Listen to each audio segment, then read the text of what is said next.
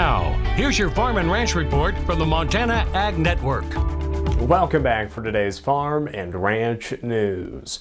In our headlines today, the CME Group has published a special executive report outlining proposed amendments to the daily price limit rule for live cattle and feeder cattle futures.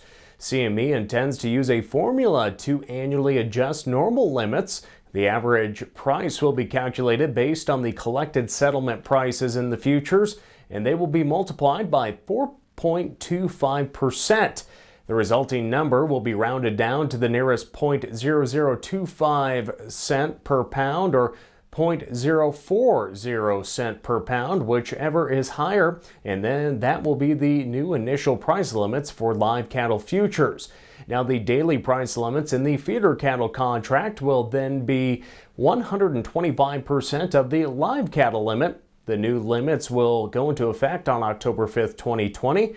On an annual basis, the normal limits will then be adjusted using the aforementioned formula and go into effect on the 1st of June each year.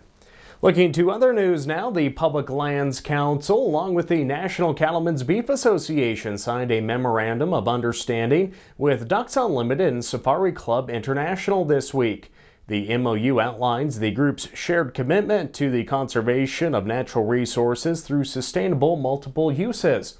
The groups agree that hunting, fishing, and livestock grazing are all key components of successful comprehensive management plans for the nation's public lands and resources. PLC President Bob Skinner, a rancher from Oregon, said, quote, "Ranchers are true conservationists, and we're proud to partner with groups whose members also work to protect open spaces and manage our nation's natural resources for a better future." The MOU also highlights decades of successful voluntary conservation programs and formalizes a partnership to allow these groups to coordinate multi-sector projects in the future. We'll be right back.